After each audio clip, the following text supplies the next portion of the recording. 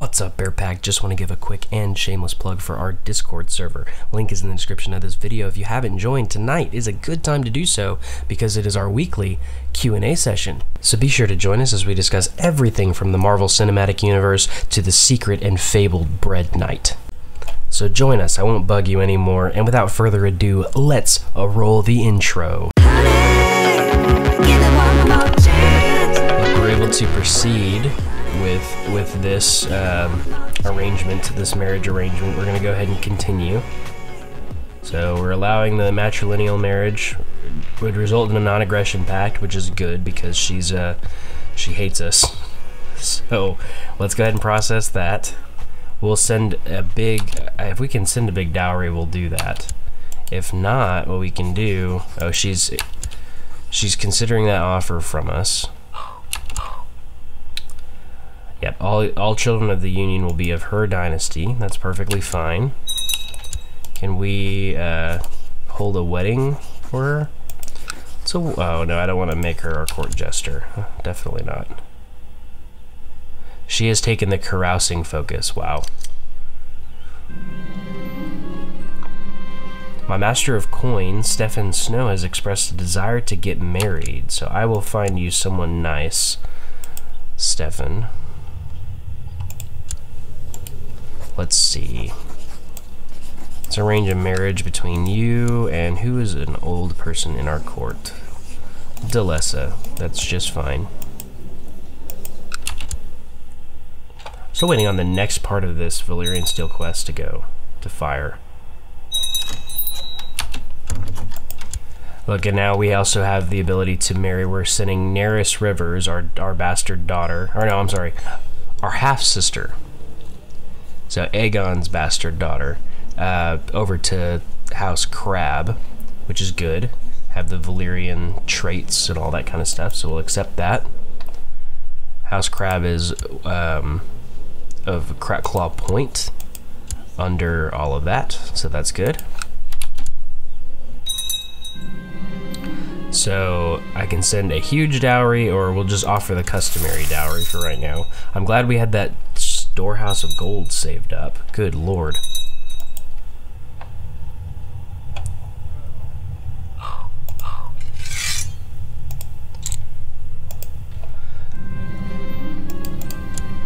There's been a lot of religious conversions, so I'm expecting, like, news from the Stormlands. We have a new Lord Magister of the Stormlands, Triarch Ilinar.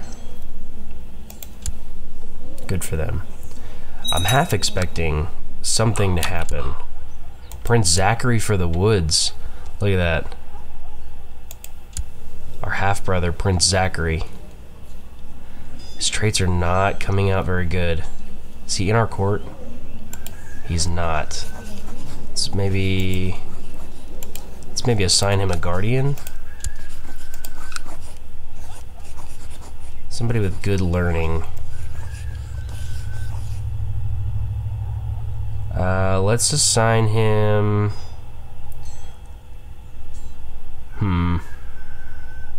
Let's put him under Quentin. No? Won't take him? Okay. What about...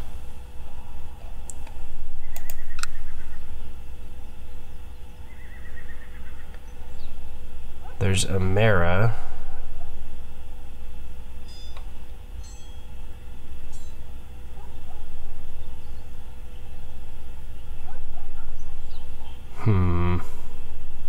Bradmar Westerling looks to be the best option. He has brilliant commander, skilled fighter. He has 10 learning. Let's do that.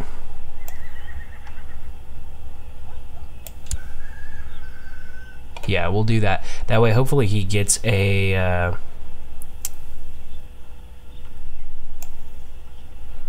I'm not able to go to the wedding because I'm on the foreign tour. Hopefully that way he gets a good education trait out of it. Even though he's taking a stewardship education, he'll get a good educational trait from it, hopefully. At least a decent one. And we'll hopefully have something good there. Still waiting on this girl to kick the bucket. And look, she demands vengeance too.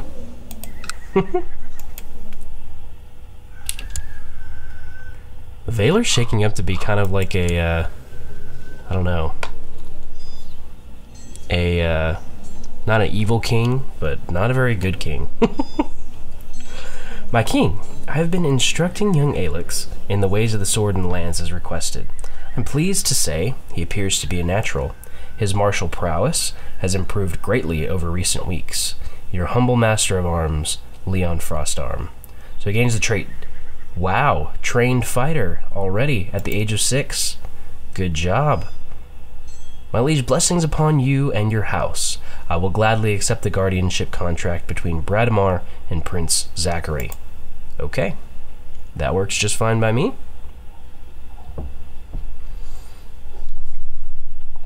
So, did that faction go away? It did not. It's no longer a quote-unquote dangerous faction, though. I wonder if they're not able to, like, put in the demand installation of claimant. I'm not sure how I would respond if they did that. We'd have to see.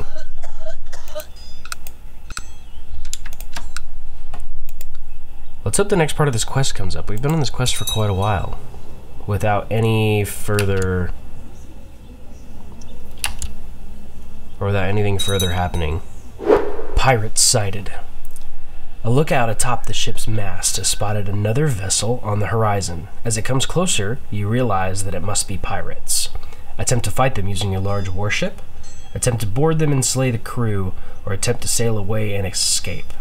So we can, 76% chance we succeed. 23% chance Marissa gets wounded.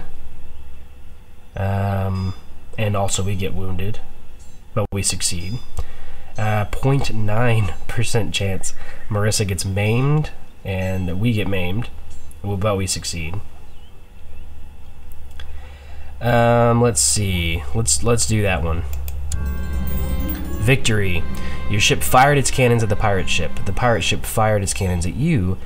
Then you fired your cannons at the pirate ship, and it fired its cannons back at you. This went on for a while, but then the pirate ship was sunk. Proceed onwards, or hug your ship's mainsail and proceed. But proceed onwards. So that was the next stage in the quest. Let's hope we get another pop up here pretty quick. A storm of water. Storms are common at this time of year, so it wasn't entirely unexpected to be caught amidst one. But this was different. It rose suddenly and took your ship with a vengeance. The vessel groaned in protest as it violently rocked back and forth by the waves, crew members being flung like rag dolls by the fury of the sea. A loud crack rips through the wailing of the storm, and you look up to see the center mast toppling down upon your head, knocking you out. You yell out generic sailing instructions because it's about as good as I can do right now in this moment. 2 people got eloped. Let's see. Para of Grey Cliffs and Otho of Widow's Tower. I care not. Not even in the slightest. We need a childhood focus for Princess Amira, our daughter. I think we should give her the duty focus.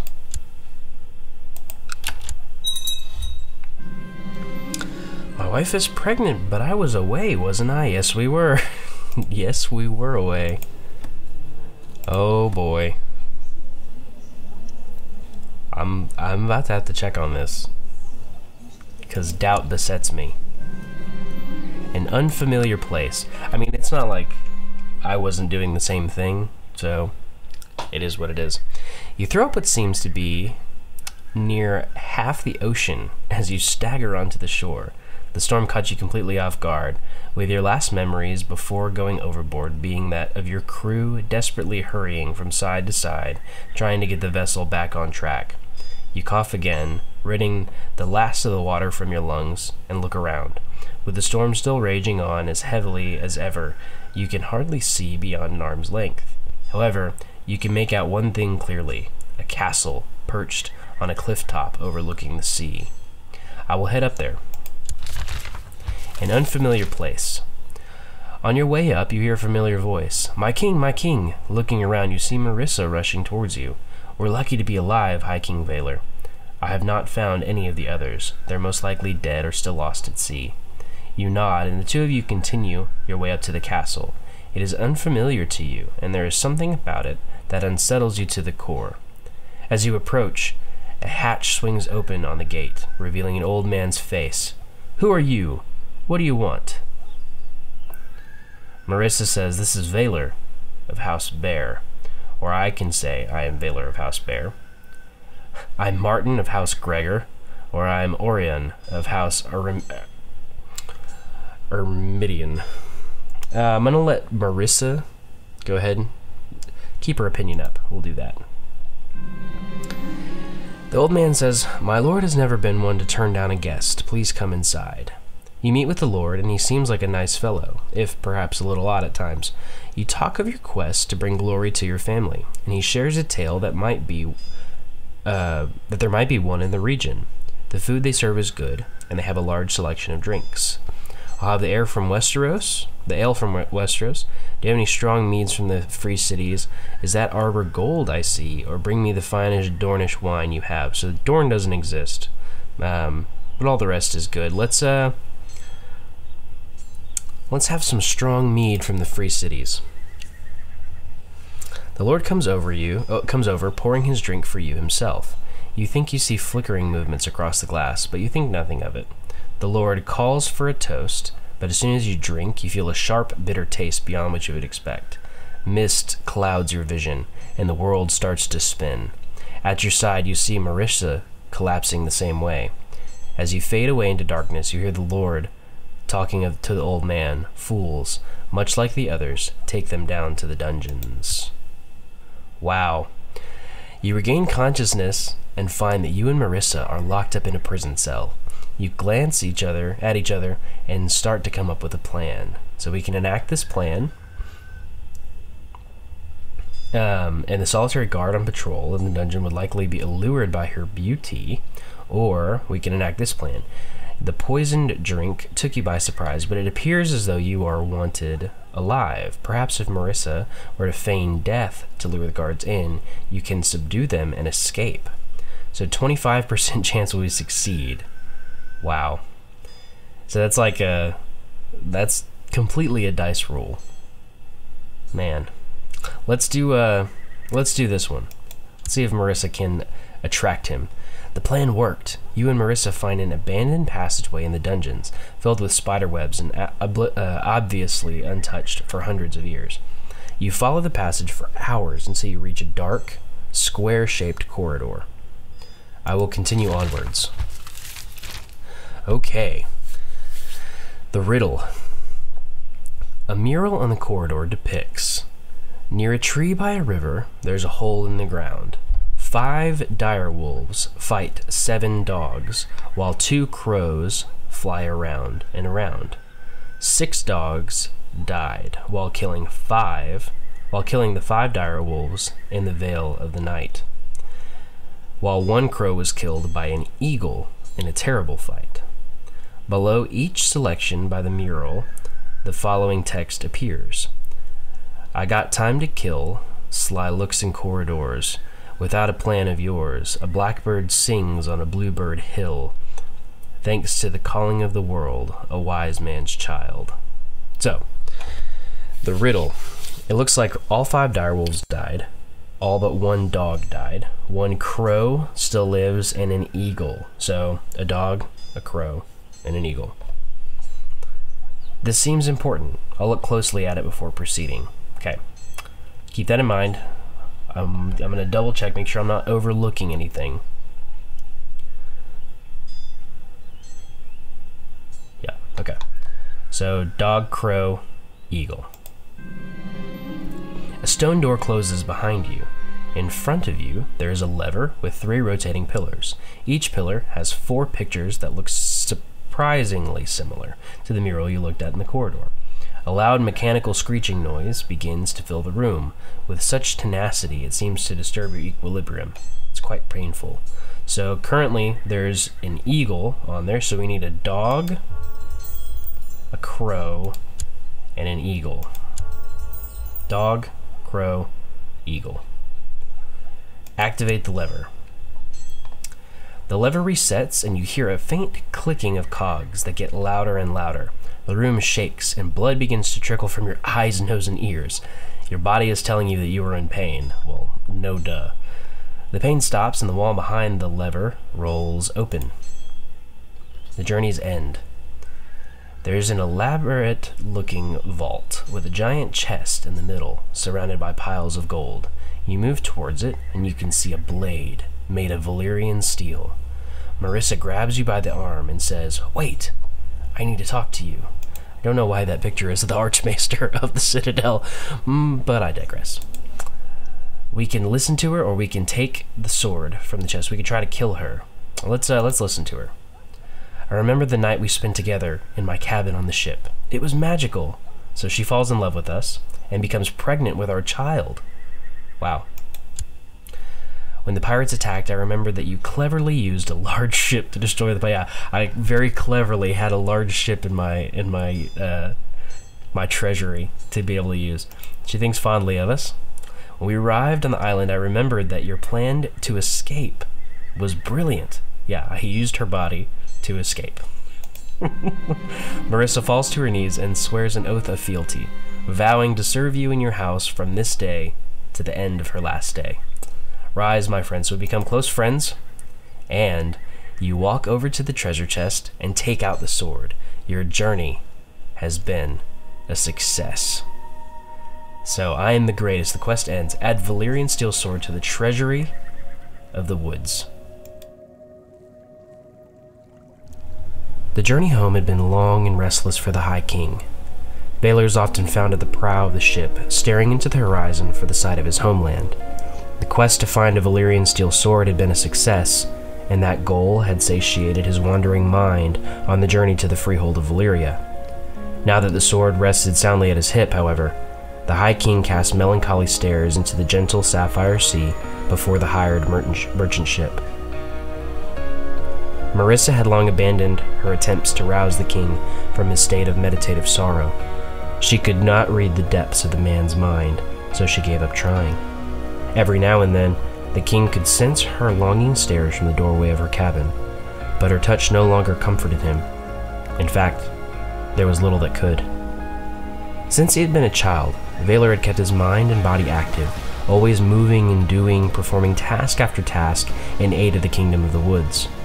His entire life had been in devotion to the throne, as heir, hand of the king, and now as the crown wearer himself.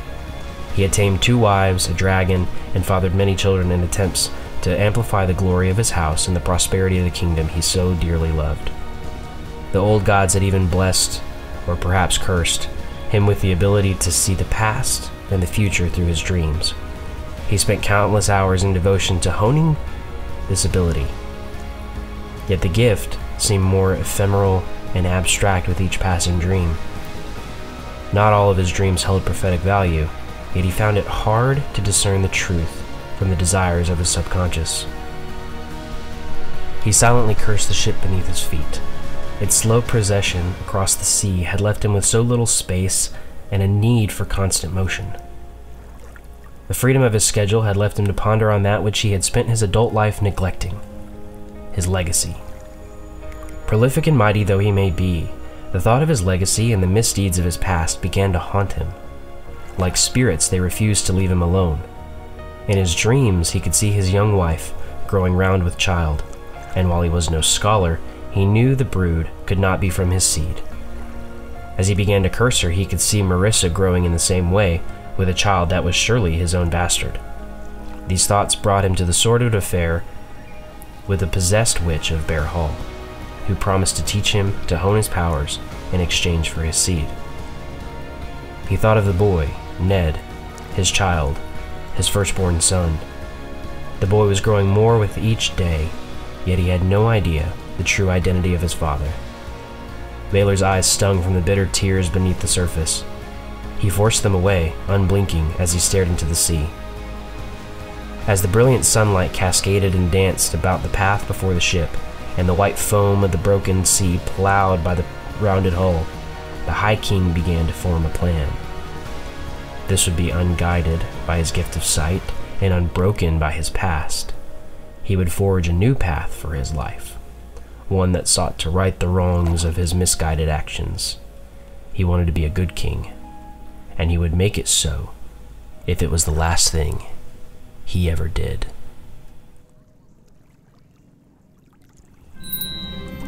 We have fulfilled the ambition to obtain Valyrian Steel. The world is a dangerous place, and devious plots are everywhere. Rumors have reached you that people are conspiring to kill you. Wow. Well, that's just mean. Let's choose a new ambition. We can expand the realm by conquest, build a war chest, or adopt a lifestyle. Let's adopt a lifestyle. Let's see if we can't change Vaelor in his older age. Let's see if we can't get rid of stuff like cruel and rude. Let's see if we can't seek redress from the Lady Paramount Ravella for our heinous acts. I feel like this quest would be a turning point in the life of the High King Vaelor. You know, he's been an ambitious man, hell-bent on gaining this sword and stepping into the shoes, the large shoes of his father, the High King Aegon. I feel like he would maybe have this revelation on this quest that he would need to maybe turn his life around, maybe try to become a better man as a result of this. So maybe we can turn Prince Alex into a great fighter. He's already rowdy, that's good. He already has 5 martial, so that's good. Let's see if we, at the age of 8, we're able to train him. So if we have 1 successful training and he becomes a skilled fighter, that means he has from 8 to 16, basically, to become formidable. That'd be great. So Bessa Weirwood is 11 years old. That's good. She is giant, timid, fussy, and conscientious. Nice. This is turning out well. He does have the bear pelt in his treasury, but he'll be able to use it at the age of 14. So maybe at that point we'll grant him the sword as well. We need to figure out what we're going to name the sword. I want your suggestions down in the comment section below. I already have one in my head. If you like it, you can go ahead and comment that one as well. I'm thinking the bear tooth. We have the bear pelt, we have the bear tooth. We already have the bear's claw right here, the land, so it would be kind of weird to name our sword after that. But I want to know what you guys think, so leave a comment down below, and we will take all suggestions into account, of course. Why wouldn't we? I've thought it over, and I cannot be the father of my wife Inferior's baby. As it grows in her belly, I have trouble sleeping, and I must put this matter to rest. So, let's use some green dreams. Let's use our green dreams to determine. Oh, she's pregnant with the child of Stefan of 3 Towers. Wow. He's not her lover, so maybe it was just a one-time thing. But using the green dreams to figure this out, Vaelor is going to hire someone to find out. And we can confront her. We need a childhood focus for our granddaughter. Kyra Bear. Martial education, obviously. Willful and rowdy. Naturally, that is what we will do. We need to see...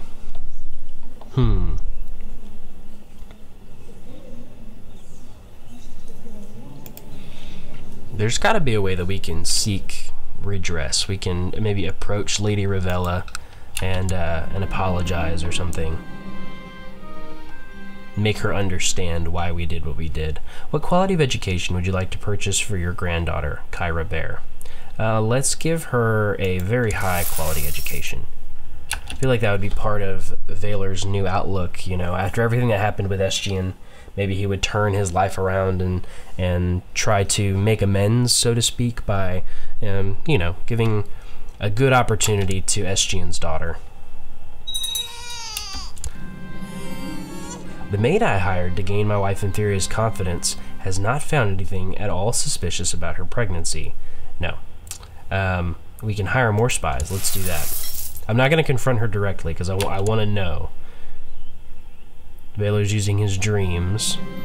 Look, the old wound is finally healed, leaving a pretty grotesque scar behind. I think it was already scarred, so now we have another one. Everybody likes scars. women in particular, obviously. I need to see. Eventually, we'll get back, right? We'll get back from this quest at some point. Yeah, there we go. Home sweet home. After a long journey to the ruined heart of Valyria, the not-so-ruined heart of Valyria, you have finally arrived home. I liked that in this version of the quest, there wasn't all these mentions of Valyria, where, like, before, when we got the bear pelt, it was like, oh, the ruins of Valyria. You see the ruins of Valyria. Like, it totally ruined the immersion for this particular time period, when Valyria is not ruined. But this one, this is the first mention of it, really. You've finally arrived home. Whilst it is now apparent that the ravaged lands of the Freehold are truly uninhabitable, you have acquired much glory and wealth from your perilous voyage into the Doom. I am the greatest, so gain 250 prestige. The Regency has ended. The spies I hired at the great expense to discover anything suspicious about my wife Inferior and her pregnancy have failed to turn up anything at all.